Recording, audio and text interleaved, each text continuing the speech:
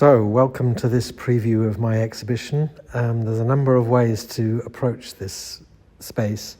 We're going to start here from the main museum entrance into the Kukje gallery, but there are 3 other ways to approach. Can't do them all. It's great to be back here for my second show. This Kukje installation, as you can see, is based around a dancing project that I've been working on for the last year or so. Take you through here, the main Kukje space. I've turned the sound down for now, just so that I can talk about the show. I can't quite remember how it started, but I was looking for something on the internet, possibly walking or dancing or some music, and came across a certain kind of dance on YouTube, mostly called shuffle dancing, and it's a fast, home-produced kind of dance, which has a lot of energy and is very casual, and it also involves a lot of repeated movements, short loop movements, and it struck me that I could use these to continue some of the projects I've been doing using walking as an animation, as a movement, but using dance instead. After the quiet period of lockdown, I felt this was appealing, this sense of energy and speed. I'm going to turn some of the sound on now.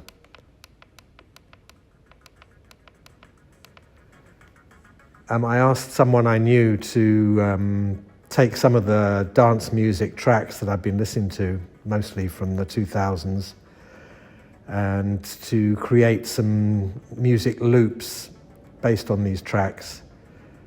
It's not the natural form of music that musician was doing, Archie Wingate, but he took on the project, and I'm very happy with the 5 tracks that he produced for me. Obviously with sound you can't mix a lot of different tracks, you can only play one thing at a time, so this is, let's say, track number 3, I can't quite remember which one it is. The dancers pretty much dance in time, and I asked my daughter here, who's in the middle left here with the yellow background, who's a professional dancer, to gather together some other dancers and work out some moves based on these street dances. She worked out the moves with me. We were looking at the dances that we could see, and she taught them to the other dancers. This, I think, is dance number 3. And I've spread these out onto individual paintings, as it were, LED screens. And these dances take us through the exhibition. Here is dance 4, a more single-footed dance. Up here we have single vinyl paintings from dance 3, I think. These might not be the actual paintings in the final show. There's a lot of moving around of these different groups, trying to make a maximum variety within the show. Over here, I also tried to put together all 4 dances into one painting, as you can see. Another dance here with a different outfit. I asked the dancers to change outfits for each dance using fairly simple home clothes.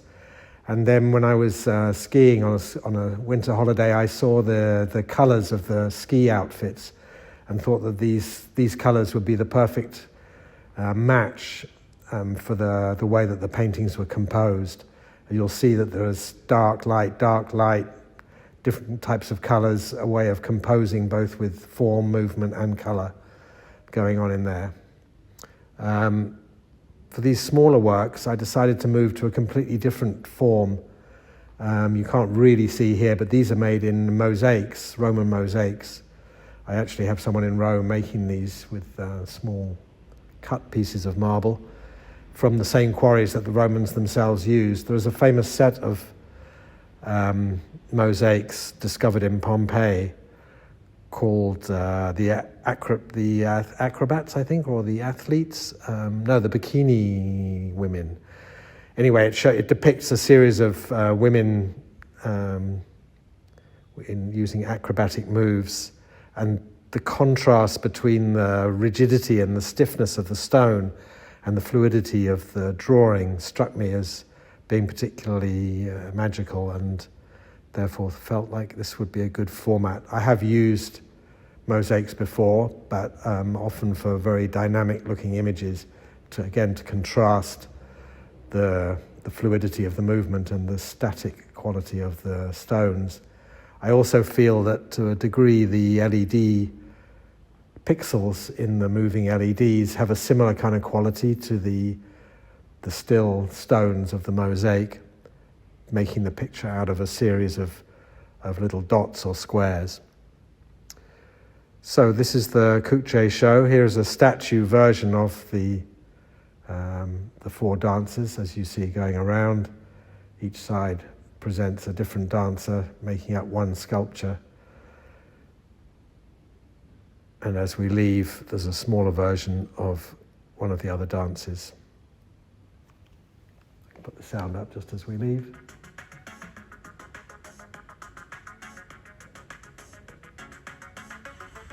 And I'll see you in the next space.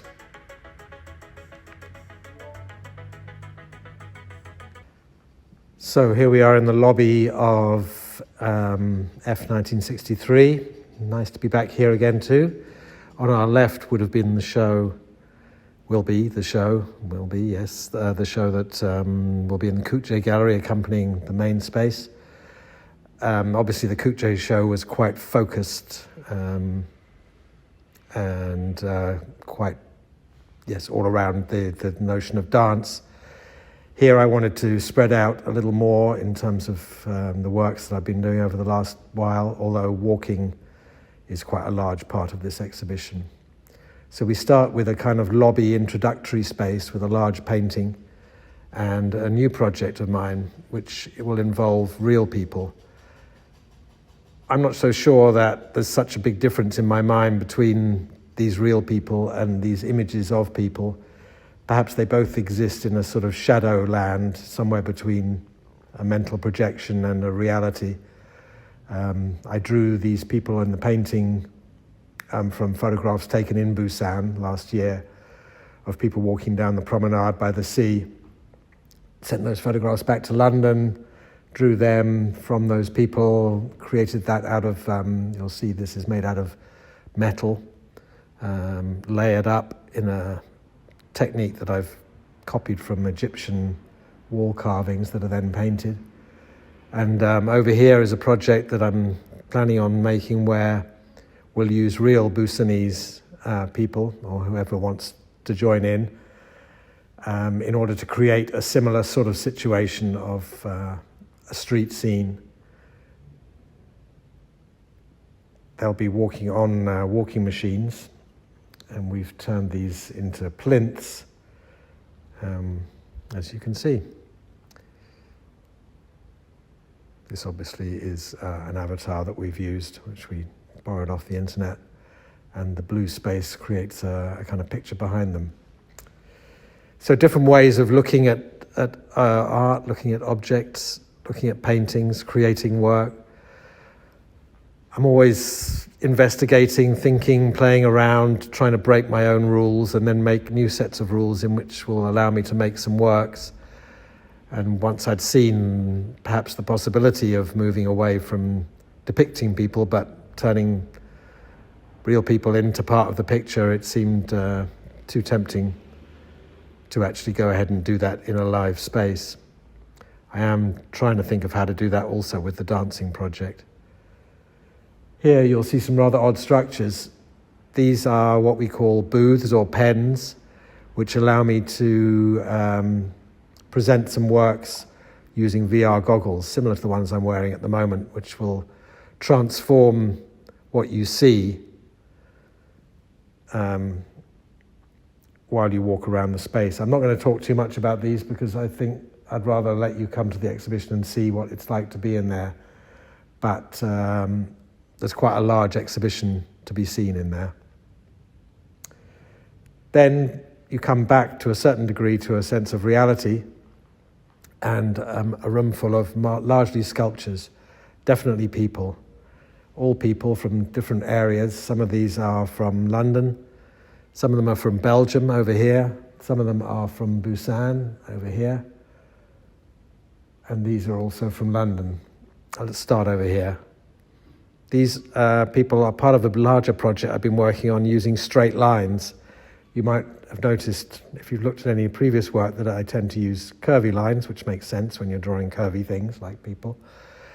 But I wanted to build some very big statues, and I thought of using I-beams, like the ones that you see for construction buildings before they've put the cladding on a building. You see these huge I-beam structures growing up into the town, and I find them rather beautiful in the way that they're like drawings of themselves, drawing of a building that's to be. And so I thought I could build sculptures, pictures of people using these I-beams, which are very strong, but they pretty much have to be straight lines. That you can mess around with them and make curved lines when necessary, but generally they have to be straight. So I built these. They're about 12 meters high. There are some in Spain or Portugal at the moment. But I also wanted to build some on a smaller scale, but I-beams on a small scale doesn't make much sense, and I was trying to think of what kind of has to be straight. And I looked at the chair I was sitting on and thought, wooden poles, although you can bend wood, generally are straight. So I've built these out of oak, using a carpenter in Scotland, and using the fact that it has to be drawn with straight lines. Sometimes for an artist, or for me anyway, introducing limitations, strict rules, allows a certain kind of freedom.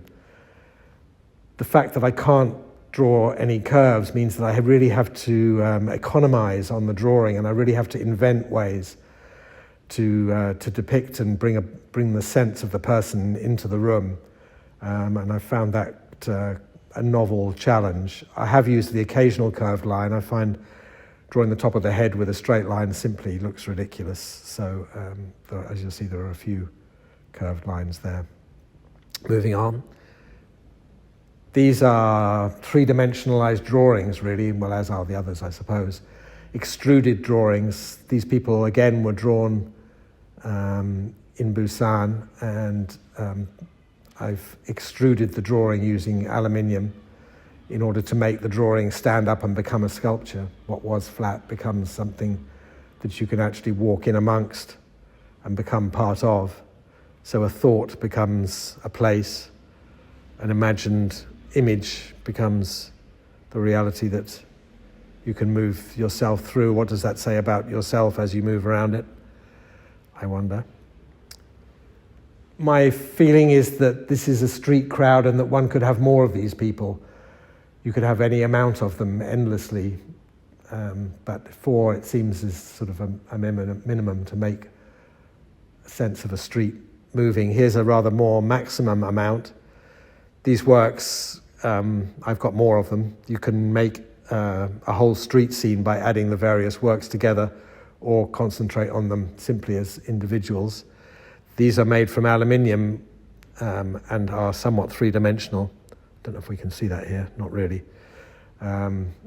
Again, copying the way that Egyptians used to use the desert sun to cast shadows within the drawing by carving into the stone and then painting as if it was a flat object, creating a kind of visual disturbance and magic. I'm hoping to create something similar here. It also means that I can cut out the shapes and hang the painting on the wall without any background. This allows me to make a more flexible type of painting that can be larger or smaller, can grow or shrink, and I can turn the walls into the structure of the painting. These people were drawn in a similar way to the Busan walkers, but they were drawn along the beachfront in Belgium, in northwestern Europe. You can see that the clothes are more wintry, and everybody's been shopping. I like the idea of these being anybody. Perhaps you looking at them, could it be also one of these people, the people in the room, have the same weight and character as the people being depicted. There's no hierarchy involved. These become a kind of symbol for anybody, but at the same time, they're obviously very distinct people. Sometimes people tell me, oh, that looks like my sister, or something like that. During lockdown in London, we were all stuck a little bit more at home and or in the local parks, and I spent quite a lot of time walking around a large park near home, and also there's a couple near the studio. And I felt that the way that people organised themselves on the floor, reading, looking at their phones, chatting, made for a very human and very interesting, variable composition, and also said a lot about our bodies and the way that they make shapes, deal with gravity, deal with the weight of our bodies and what we want to do, whether it's read or communicate with each other. At the same time, I'd also been looking a lot at Indonesian sculpture. This whole part of the world was populated some 5,000 years ago by a race, as it were, of people moving out from mainland China and across the Indonesian archipelago, often walking down through Thailand and Vietnam and then out onto the islands. And they share a visual culture which I've been getting to know and enjoying greatly and learning a lot from. And I noticed that a lot of the sculptures, although they're quite drawn, quite flat, and reminding me of some of the things that I'm interested in and the way that I draw, they often use a kind of certain amount of bending, a certain amount of carving, a certain amount of legs and knees bent. And I'd never done this before. And I thought this could be something that would stretch and challenge the way that I've been drawing. But it can't really be done with square lines, with flat lines. When you get to the knees, and as the knees bend outwards, the joints become impossible to fabricate out of square tubes. So looking around, I started looking at the bicycle racks in the city and handrails moving around the underground station staircases, and thinking that here was a language and a structural fabrication method that would allow me to move in any direction and bend and twist. It also, I think, gives the statues a sort of sense of purpose and a quality, an urban quality of strength and flexibility at the same time, which seems to both mix with bodies and figures, but also with urban situations. So people in towns built out of the fabric of the town itself. So this is the main space, and I've built this kind of landscape of people for you to walk around and get to know. At the back, we have a little more space, and I've used that to create some more of these booths and pens for the VR experience. I'll be asking people to come here, put on a pair of goggles, and walk into this space and see a whole other exhibition of works that are only visible through the goggles. So I think we've pretty much covered the whole exhibition, and I hope you'll come and see the real thing, which won't be entirely like this, but roughly. Thank you.